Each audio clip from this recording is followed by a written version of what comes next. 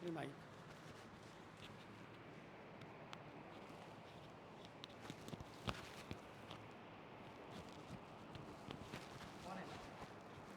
आपको कोई चीज़ें बाद में लगेगा कि ये चीज़ें हमें एडिट हो उदाहरण जाएगा। देने ना कुछ इस तरह की चीज़ें वो तो मतलब बोलना नहीं चाहिए था क्लासरूम में इस तरह कुछ वो आप बोलोगे तो हटा दो एडिट हो जाएगा।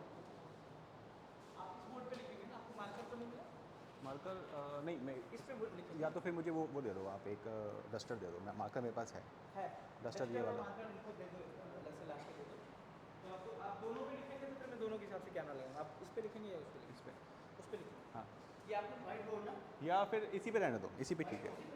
है चौक दस पे है ना ये चल जाएगा कोई दिक्कत नहीं है चल जाएगा चल जाएगा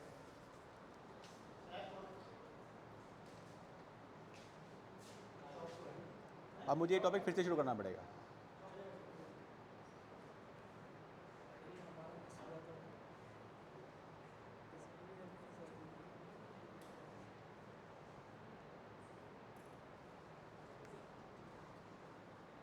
रिकॉर्डिंग स्टार्ट आप आराम से कोशिश करिए बाद में आपको लास्ट में बता देना कि आपको कोई क्या चीज़ हटाना है क्या रखना है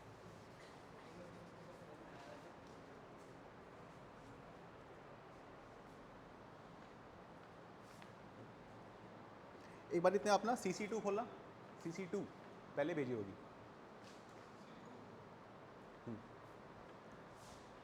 ओके, कर दो आप स्टार्ट। ओके स्टूडेंट्स, तो आज हम लोग देखने वाले हैं क्रॉस कल्चर स्टडीज़ जो डिफरेंट डिफरेंट ऑथर्स ने की है। उसमें सबसे पहला ऑथर जो हमें आज पढ़ना है दैट इज़ हॉफस्टीड। हॉफस्टीड ने बेसिकली इनिशियली 4 प्रिंसिपल्स दिए थे जिसके बेसिस पे you can define any culture, any society, any nation. Initially जो 4 उसके एस्पेक्ट्स थे, थी Hofstede criteria to define a culture, society or a nation. So the very first aspect which is given by Hofstede in which one can define the society, nation is power distance. So power distance basically talks about okay, how much inequality is there in any society. The equality be it economic inequality, the inequality be it social inequality, cultural inequalities. So smaller the inequalities, the better it is for any society, and the larger the income inequalities or the power distance, this is something which is not desirable. So you can talk about like economies or societies like India, Pakistan, Kenya, Zimbabwe, Uganda, all those African societies. In these societies power distance is huge. Why? Because some people have lot of power in terms of money, power in terms of social prestige, right, economic aspects, and some people have very less amount of resources. So the very first aspect with which you can define any society or culture as given by Hofstede is the power distance, right. Try to read in your supplements CC2 what is given in power distance. See what is written. High power distance means a culture accepts and expects a great deal of hierarchy. Low power distance means president and janitor could be on the same level. वही बात की गई है कि जितना आपका power distance ज़्यादा होगा एक टॉप लेवल और हाई लेवल में, उतना ही वो सोसाइटी अनइक्वल है, उतना ही अनजस्ट है, ठीक है। Second thing is individualism. Individualism basically talks about to what extent you like to work individually or in team spirit. To what extent?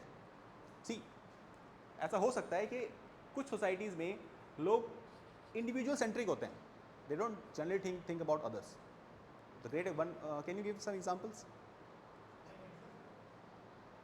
See, basically all the materialistic societies of this modern world are great examples of individualism. The modern day society thinks about individual interest first, and then they thinks about the collective interest at a later stage. So those, sorry,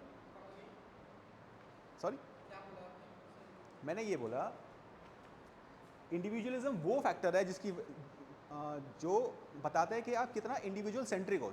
when ever you are doing any work, what is the, see, either you can do a work for the sole purpose of your own benefit, or you can do the work for the sole purpose of larger benefit. So that is called something called collectivism. So individualism versus collectivism. So if see countries like USA, so these societies are very individualistic in nature, right?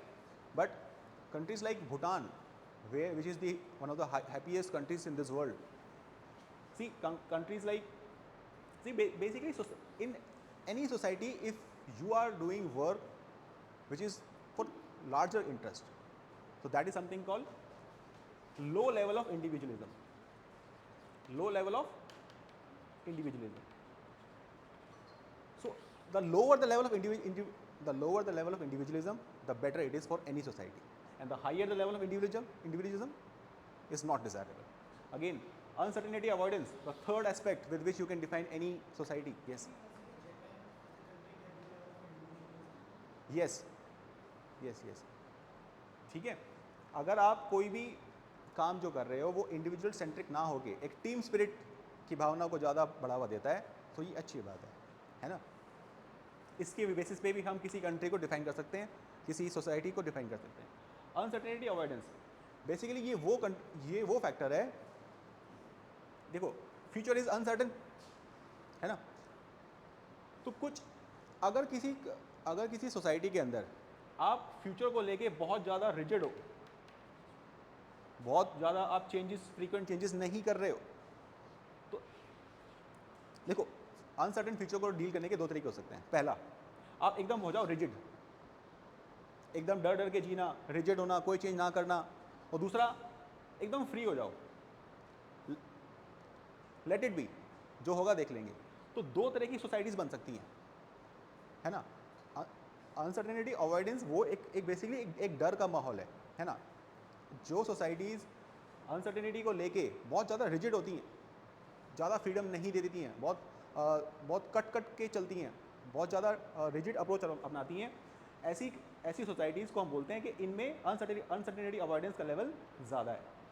और जो country free होके चलती हैं कि okay, when I say कि those countries who are low in uncertainty avoidance, I don't mean कि वो एकदम फ्री हो जाती हैं and they are not caring about the future. No, they do care about the future, but they don't make themselves a rigid people.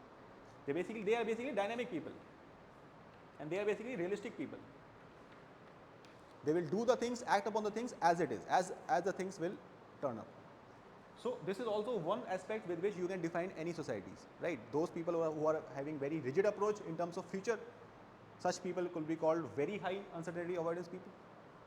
And see, people of Germany, generally they are very high on uncertainty avoidance. They are not very flexible in terms of any approach. See, especially uncertainty could be about economic, environmental, social, legal, anything. Okay. Masculinity.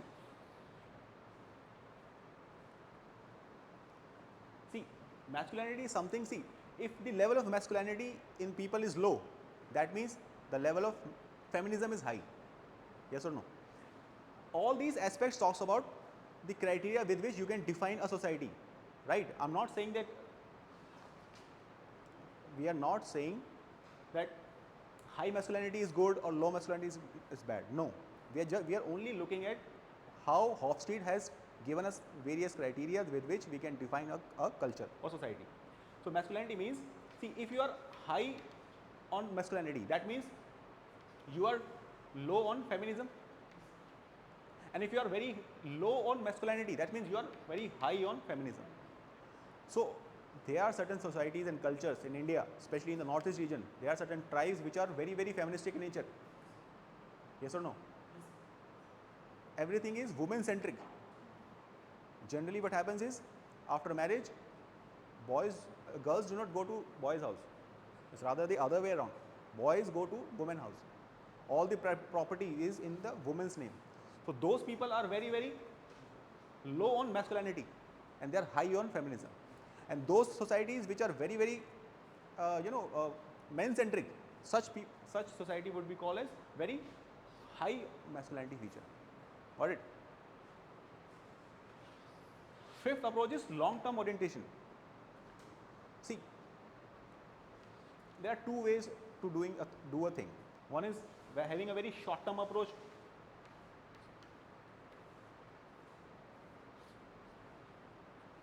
And another one is having a long-term approach.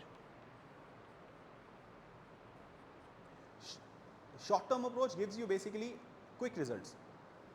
If you are low on long-term orientation, so that means you are a kind of person, you are a kind of society which is looking for immediate problems. They are not concerned about the futuristic aspects of their problem and their solutions. But if you are very high on long-term orientations, that means you are kind of a society which is looking for long-term approach, long-term benefits of your current problem, decision and their solutions, right? Sixth one is indulgence. Indulgence means how much you are attached or detached with the material things. It might be possible that certain society or culture is very, very attached with materialism, with materialistic things, very, very attached. And it might also be possible that there are certain societies which are very, very detached to material things. See, if you go in very, very holy places, something like Rome, something like Vatican City, go to Vatican City. Such people would be very, very low in indulgence, very, very low. Why? The people of Vatican City would be very, very detached people. But if you go to Las Vegas, San Francisco, go very, very attached people. Alright. So Hofstede has basically spoke about 6 different criteria with which we can define any society, culture or nation. Got it? Now open CC5. Sorry? फिर से बोलो.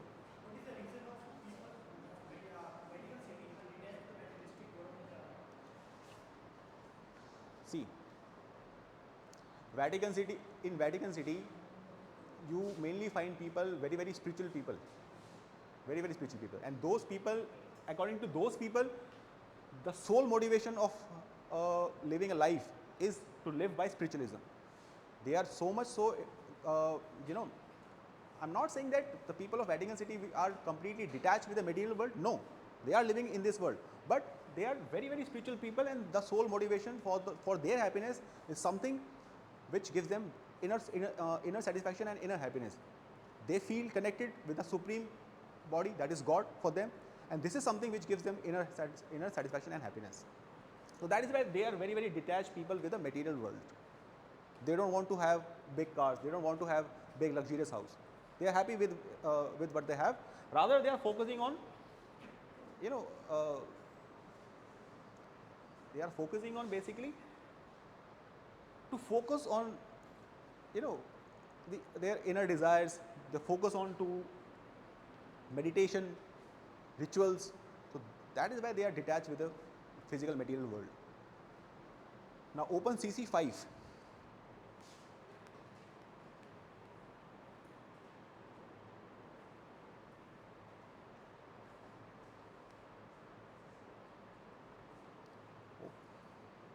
So in file number CC5, basically we are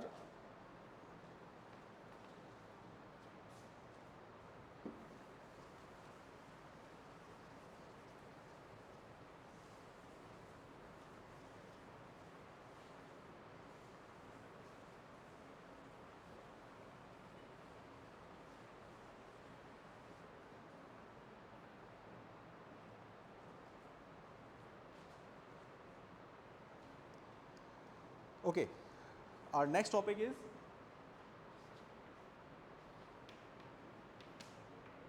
globe studies.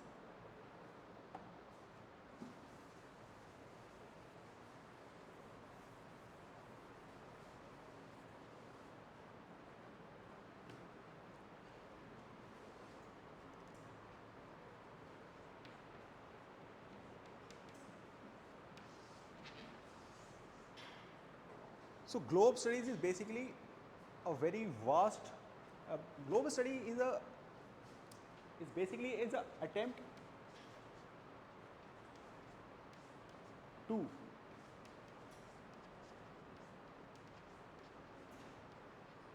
identify the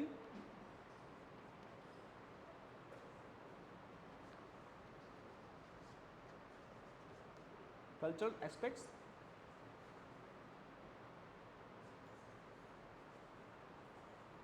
across the world. So what happened is, it's a very, very mass level of study which is conducted across the globe. More than 160 countries were covered under this study, and a lot of in-depth interviews, questionnaires, observations were conducted.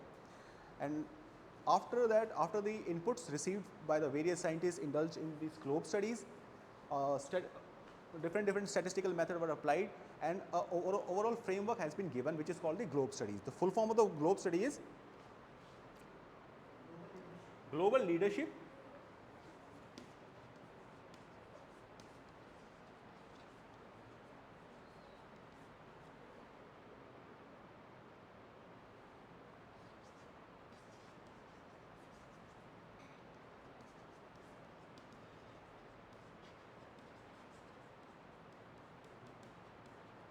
and Organization Behavior Effectiveness.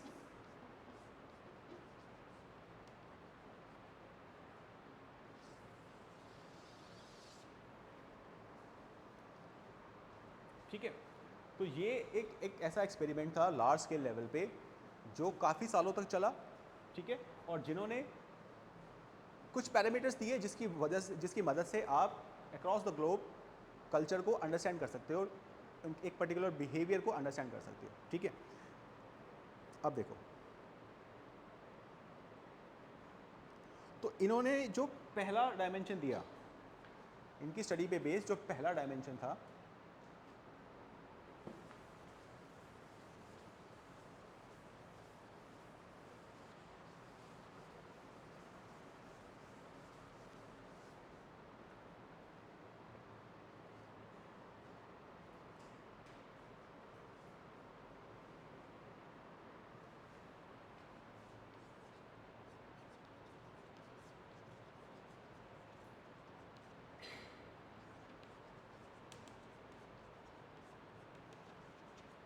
performance orientation.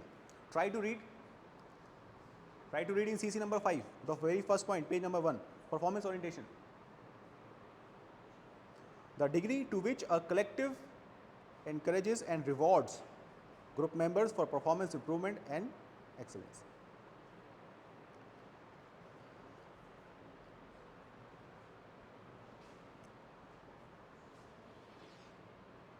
Basically, what is the level of your orientation towards improving your performance? See, basically इन्होंने ये चीज़ identify करी कि across the globe जब आप काम कर रहे हो किसी भी ऑर्गेनाइजेशन के अंदर, तो आपका कोई भी चीज़ काम करने के पीछे परफॉर्मेंस ओरिएंटेशन कितना है। I mean, how many people would like to improve their performances in whatever work they are doing, तो वो ओरिएंटेशन उनका कितना है, ये इनका पहला एस्पेक्ट हुआ, ठीक है। सेकेंड एस्पेक्ट क्या हुआ, assertiveness.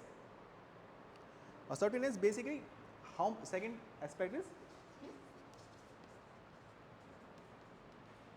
assertiveness. Try to read the degree to which individuals are assertive, confrontational and aggressive in their relationship with others. Basically, how dedicated you are in your relationships, in your personal lives. How this second thing talks about the dedication, involvement in your relations. ठीक है। Third aspect इन्होंने दिया future orientation. कितना कोई समाज कितना futuristic हो सकता है, फ्यूचरिस्टिक अप्रोच। बेसिकली देखो, दो चीज़ हो सकती है, या तो आप इमीडिएट नीड को सोच के अपने काम करो, या फिर फ्यूचरिस्टिक होके कोई काम कर सकता है। तो थर्ड जो इनकी स्टडी से निकल के आया, एक वो फैक्टर जिसकी वजह से हम समझ सकते हैं किसी भी सोसाइटी के बिहेवियर को, दैट इज फ्यूचरिस्टिक ओरिएंटेशन। कितना फ्यूचरिस्टिक ओरिएंटेशन आपके काम में है, आपके बिहेवियर में है। Fourth,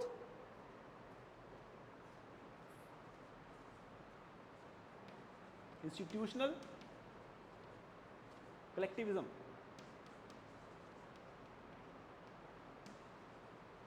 institutional collectivism I mean जब आप काम कर, बेसिकली ये बात कर रहा है टीम स्पिरिट की।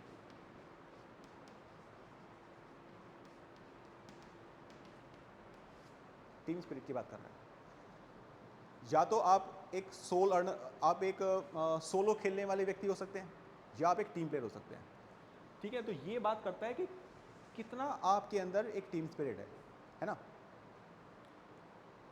फिफ्थ एस्पेक्ट इन्होंने जो दिया, अगेन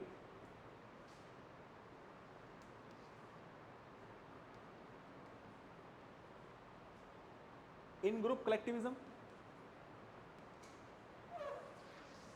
इन ग्रुप कलेक्टिविज्म वो भी देखो, इंस्टीट्यूशनल कलेक्टिविज्म बेसिकली बात करता है कि how much you are feel connected with your organisation. Take example of NASA. जो लोग नासा में काम करते हैं, या नासा छोड़ो, जो इसरो में काम करते हैं, they are very very institutional collectivism people. Why? They feel themselves associated in a very strong bond with ISRO. ISRO is something very matter of proud for them. और सपोज आप किसी ऐसी कंपनी में काम करते हैं जिस कंपनी से आपका ज़्यादा association, I mean you don't feel much association with your company, it might be possible. So institutional collectivism talks about how much you feel connected with your organizations, and group collectivism means basically the team spirit. Got it? जैसे अभी चंद्रयान 3 का जब project था, तो चंद्रयान 3 के project में एक dedicated team थी, तो उसमें कितना आपका इन ग्रुप कोलैबोरेशन है, एंड ओवरऑल इसरो से कितना कोलैबोरेशन है, that is institutional collectivism. Difference समझ में आया दोनों का? Sixth point is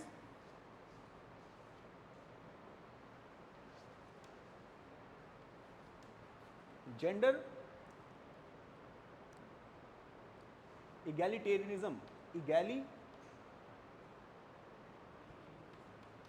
Egalitarianism. What is egalitarianism? Equality basically. So again, kitna, I mean how, what is the degree to which you believe that both the genders are equal? Again, there can be two approaches. One approach says that you know one gender is superior than others. Another approach says no, both are equal. So again, this is the how much you believe in gender equality. And last two aspects are given by Hofstede, same that we have just read, 7th and 8th. Seventh aspect speaks about power distance, and 8th aspect talks about uncertainty avoidance.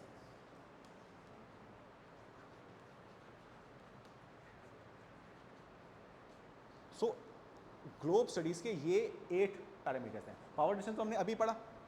Power distance क्या होता है? जिस भी society का power distance कम होगा, that means वो society ज़्यादा just है, ज़्यादा इक्वल है, ज़्यादा हैप्पी है। और जिन सोसाइटीज़ के अंदर पावर डिस्टेंस ज़्यादा हो जाता है, वहाँ पे इनइक्वालिटीज़ ज़्यादा होती हैं। अनसर्टेनिटी अवॉइडेंस, जो सोसाइटीज़ के अंदर अनसर्टेनिटी अवॉइडेंस ज़्यादा होता है, they tend to be very rigid, very very close, they are not open to any radical changes. But जिन सोसाइटीज़ के अंदर अनसर्टेनिटी अवॉइडेंस कम होता है, they are very flexible, dynamic, and they are open to mass and readily changes, they are very very open to it. तो in general ये वो 8 aspects हैं ग्लोब स्टडीज़ के। अब एक इसकी केस स्टडी करते हैं, ठीक है? एक केस स्टडी लिखो।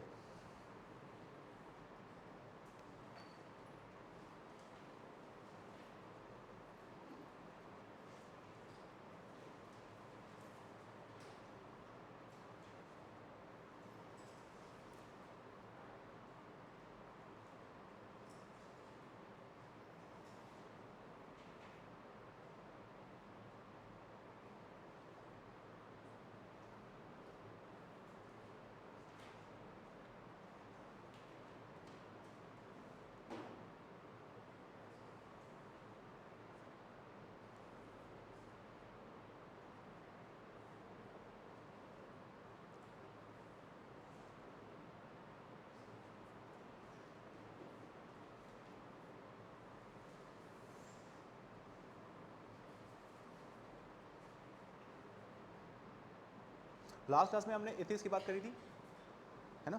एथिक्स क्या होता है? Ethics is basically your inner voice with which you try to judge a situation and take your decisions what is desirable to you. And ethics is something which is subjective in nature. And ethics changes as per the time. Basically, the definition of ethics will change as per the time, right? So हमने ethics की case study हमने last time करी थी. एक case लिखो.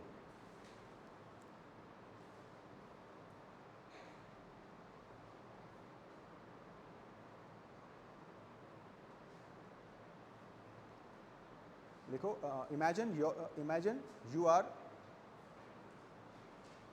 Mr. A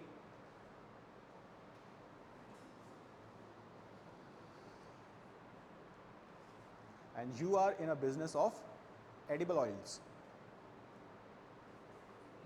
You are in a business of edible oils.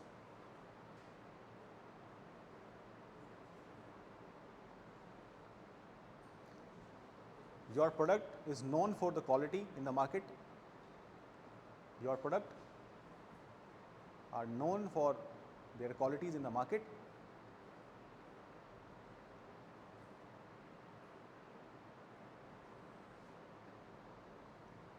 But from quite some time, the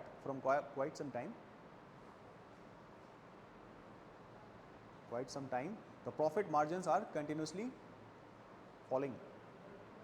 But from quite some time, the profit margins are continuously falling.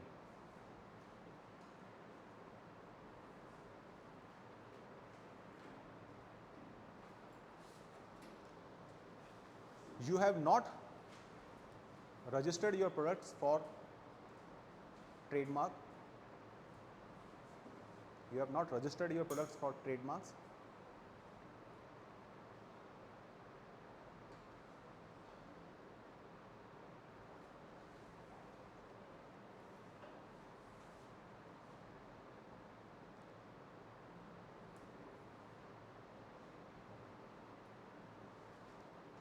Not register your product for trademark, and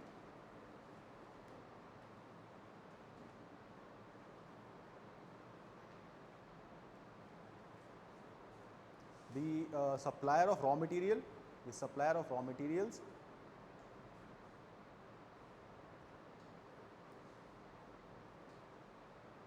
are very far from the supplier of raw materials are located at a very far place from your place of operation. The supplier of raw material are located at a very far place from your place of business operation.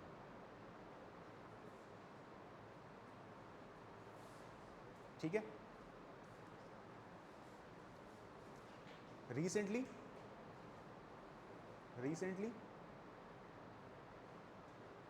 the suppliers of raw materials have increased their prices. Recently, the suppliers of raw material have increased their prices,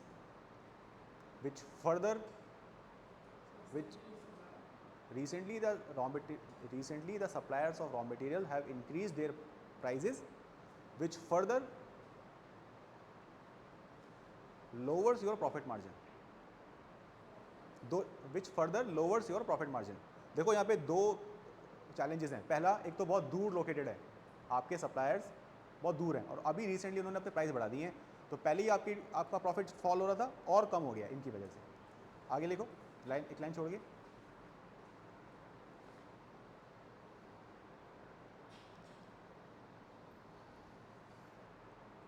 The current traders in your locality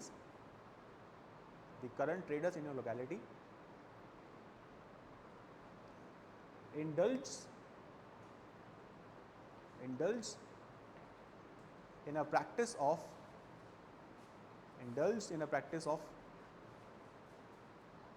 mixing soybean oil.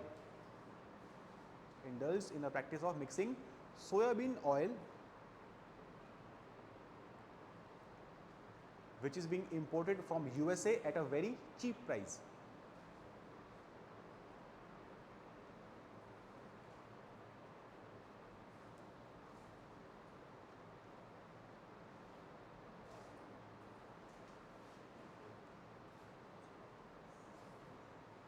किसी ने लिखा पूरा? पढ़ना, loud पढ़ो। नहीं अभी, the current traders, फिर से बोलो। वेरी चीप प्राइजेस, है ना। बेसिकली ये क्या बोल रहा है यहाँ पे कि उनके जो आसपास के जो ट्रेडर्स हैं जो सेम बिजनेस कर रहे हैं, वो लोग क्या कर रहे हैं, वो बेसिकली फूड अडल्ट्रेशन कर रहे हैं। और क्या मिला रहे हैं एडिबल ऑयल्स के अंदर? सोयाबीन ऑयल मिला रहे हैं, जो कि वो यूएसए से इंपोर्ट करते हैं वेरी चीप प्राइजेस पे। अच्छा, this practice is giving lot of financial benefits. This practice is giving lot of financial benefits to those who are doing this food adulteration practice. This practice is giving lot of financial benefits. This practice is giving lot of financial benefits to those who are doing food adulteration. नहीं, this या ऐसे कर लो, this food adulteration practice is giving high benefits to those traders. ठीक है ना, बात समझ गए ना? देखो लैंग्वेज रफ हो सकती है but the main idea should be clear कि क्या हो रहा है इसके अंदर। ओके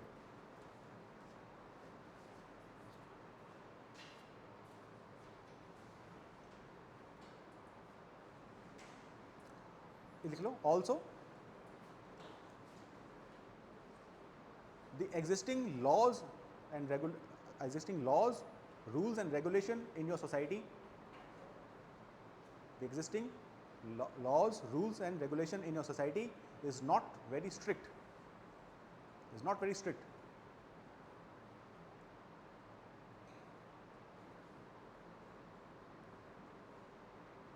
ठीक है। Now identify the ethical dilemmas faced by Mr. A. अब क्वेश्चन आ रहा है। First question, identify the ethical dilemmas faced by Mr. A. Second point, identify the ethical dilemmas faced by Mr. A.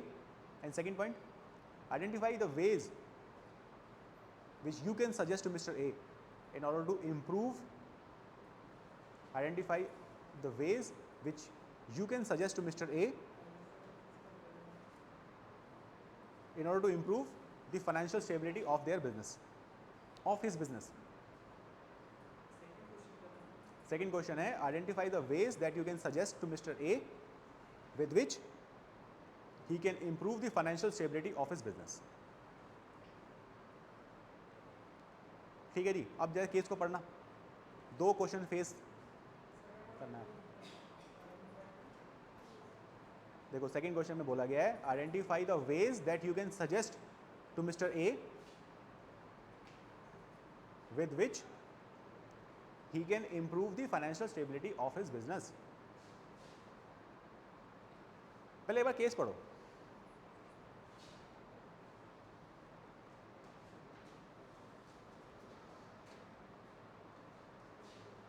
और अपने आप को रख के देखो मिस्टर ए की जगह पे।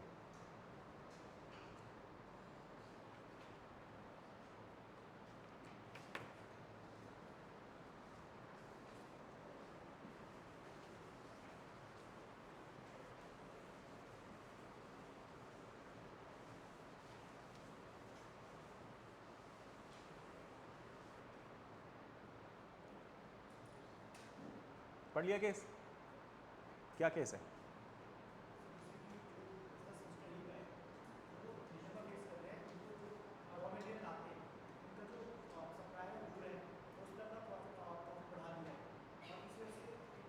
प्रॉफिट नहीं बढ़ाया, प्राइस बढ़ाया।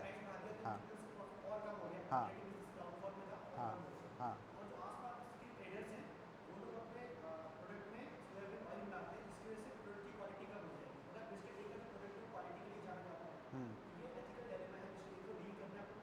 बस और कौन सा एथिकल डायलेमा फेस कर रहा है मिस्टर ए इस केस में? इसमें ये भी तो लाइन लिखी गई है कि जो एग्जिस्टिंग लॉ, सॉरी, हाँ, तो रूल रेगुलेशन जहाँ स्ट्रिक्ट नहीं होता है वहाँ पे लोगों को एक चांस मिलता है कि okay let's indulge in malpractices, जिसकी वजह से वो प्रॉफिट कमाते हैं। तो इसका मतलब, और वहाँ पे आसपास जो उसके जो कॉम्पिटिटर्स हैं वो ये कर भी रहे हैं। तो अगर आपका कॉम्पिटिटर अच्छा प्रॉफिट कमा रहा है और आप नहीं कमा रहे हो तो फिर आप क्या करोगे? एथिकल डायलेमा तो सबको क्लियर हो गया कि एक तरफ उसका वो क्वालिटी प्रोडक्ट है जो कि जाना जाता है क्वालिटी के लिए, दूसरी तरफ उसका प्रॉफिट भी है जो लगातार फॉल जा रहा है, ठीक है ना। तो यहाँ पे बेसिकली क्वालिटी वर्सेस प्रॉफिट की बात हो रही है ना। अगर मैं प्रॉफिट को देखता हूँ तो क्वालिटी डाउन जाती है, क्वालिटी को देखता हूँ तो प्रॉफिट डाउन जाता है। तो ये एक एथिकल डायलेमा है। दूसरा, इसकी प्रेस्टीज का भी सवाल है, क्योंकि अगर इसने फूड एडल्ट्रेशन में इंडल्ज किया खुद को तो जो इसकी गुडविल है वो ख़त्म हो जाएगी। मार्केट में यही अकेला बचा हुआ है जो अपने प्रोडक्ट्स के लिए जाना जाता है।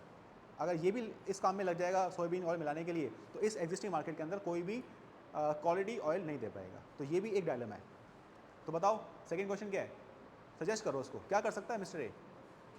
उस पर भी ध्यान देना कि करंटली इसका प्रोडक्ट रजिस्टर्ड नहीं है ट्रेडमार्क के लिए।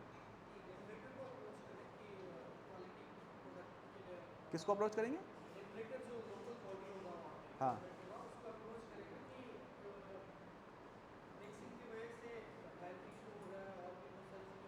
नहीं आपको बेसिकली आपको आप मतलब विसल ब्लोइंग करना चाहते हो इस केस में?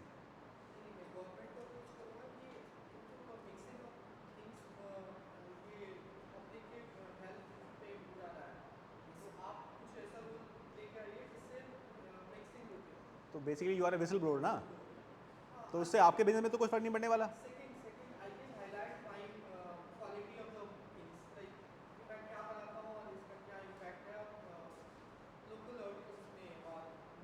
तो उससे आपकी प्रॉफिट मार्जिन कैसे इंप्रूव होंगे?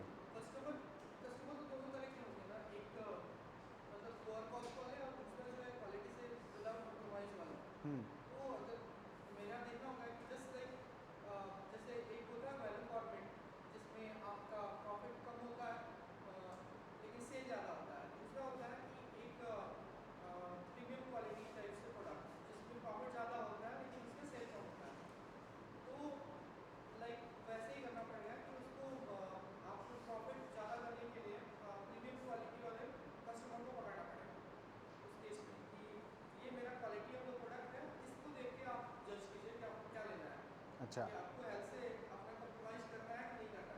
और जो उसका प्रोडक्ट अभी ट्रेडमार्क रजिस्टर्ड नहीं है उसका कुछ कर सकते हैं? उससे कुछ बेनिफिट है क्या?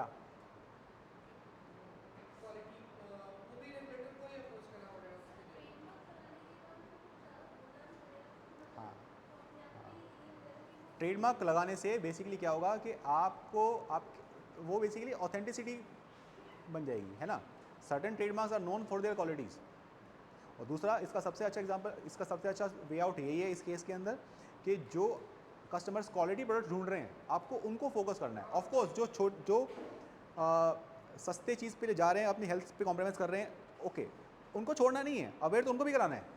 आपको इस तरीके से मार्केटिंग स्ट्रैटेजी अपनानी है जिसमें कि ये आप बोलोगे कि see even if you are buying cheap products but in a way you are compromising with your health and that will anyway going to harm you and that will anyway going to cost you basically, right. आप अभी पैसे बचा लो but eventually आपको खर्च करना पड़ेगा अपनी health पे।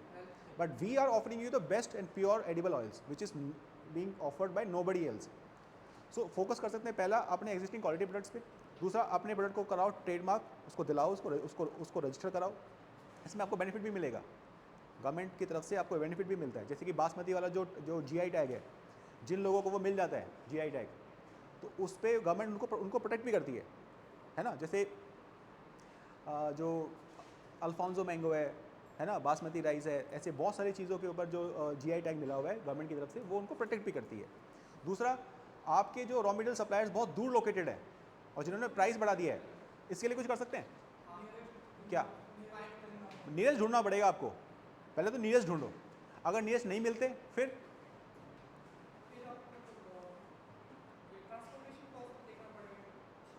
देखो आपको नए एवेन्यूज़ ढूंढने पड़ेंगे अपने रॉ मटेरियल सप्लायर्स के। पहले तो अपने क्लोज विक्टिनिटी में ढूंढो, आसपास के सराउंडिंग्स में नहीं मिलता तो और आपको basically you need to find out the new avenues of your raw material suppliers, है ना। और इसका सॉल्यूशन यही है इसका कि आपको अपनी यूएसपी, आपको बेसिकली अपनी यूएसपी बनानी पड़ेगी। इस केस के अंदर यूएसपी क्या है मिस्टर ए की? Quality products. तो उसको यही बोलना है कि even if we are giving you at comparatively higher prices what our competitors are giving you, but in a way they are compromising with your health. We are not mixing with any soybean oils, we are giving you the pure quality. ठीक है.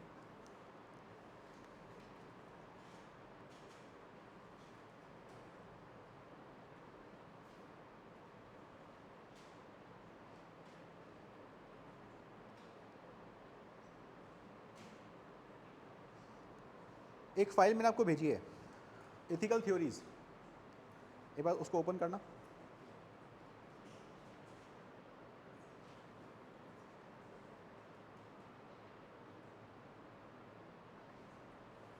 Open करा,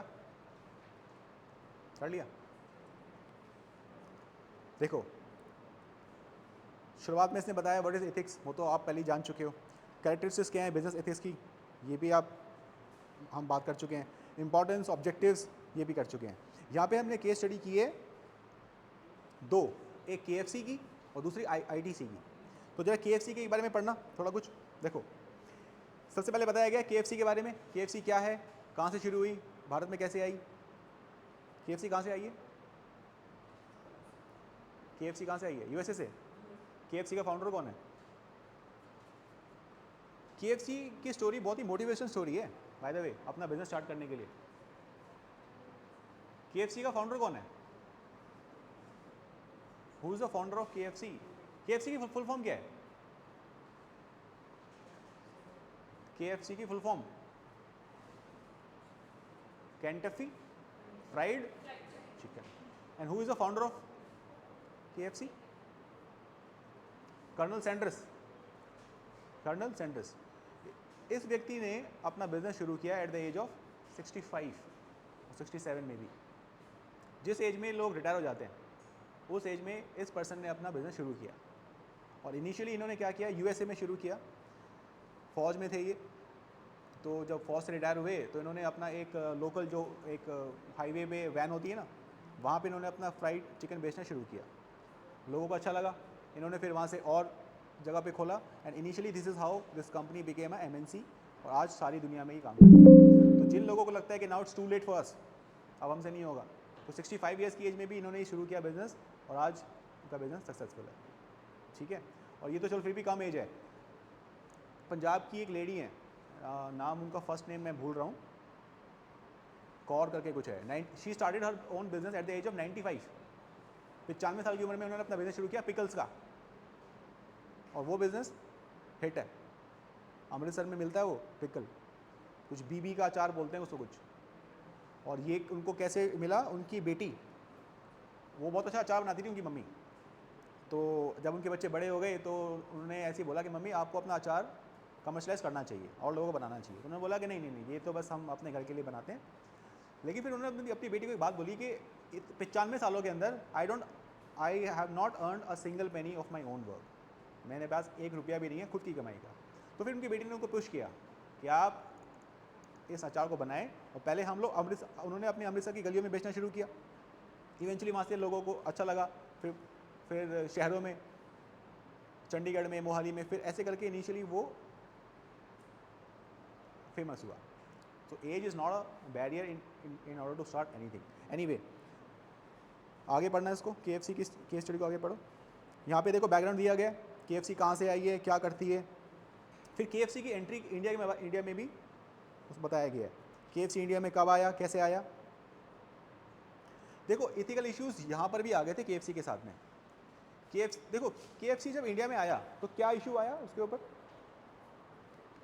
कुछ issue आया, ethical issues आया. पढ़ो जरा, problems for KFC पढ़ो. Protest हुआ फार्मर्स का, किस लिए, स्पेशली कर्नाटका रीजन के अंदर.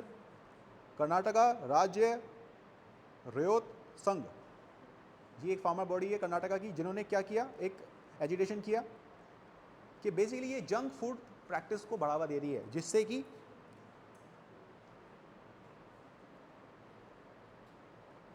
बेसिकली एक डाइटरी पैटर्न चेंज हो रहा है. और in a way you are promoting animal,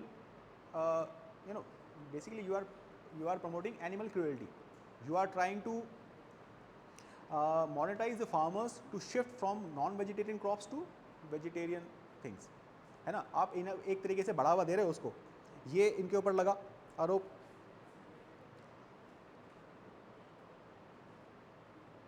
देखो प्रोटेस्ट बाय पेटा, पेटा एक ऐसी बॉडी है जो कि एनिमल्स के राइट्स के बारे में बात करती है ना। अगर आप KFC में ज़्यादा नॉन वेजिटेरियन फूड को प्रमोट कर रहे हो तो इन अ वे आप एनिमल क्रूएल्टी को भी बढ़ावा दे रहे हो, ठीक है। और जो हमारा स्पेशली जो इंडियन कल्चर है which is something believes in very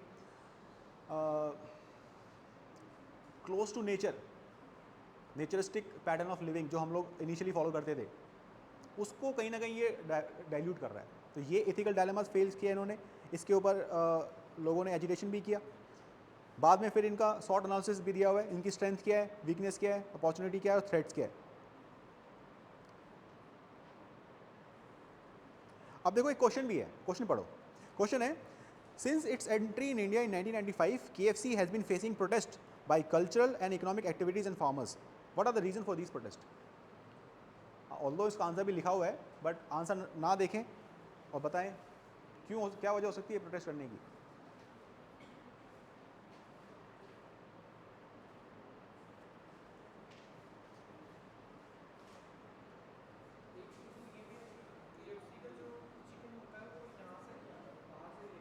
हाँ, तो इन अ वे जो देखो ऐसा हो सकता है कि जो उनके चिकन में जो भी डिजीज़ वायरस होगा वो यहाँ भी आ सकता है। जैसे H1N1 इन्फ्लुएंजा जब चला था तो सबसे पहले वो अमेरिकन पोल्ट्री फार्म उस फॉर्म में ही फैला था, जिसकी वजह से वो दुनिया भर में फैला।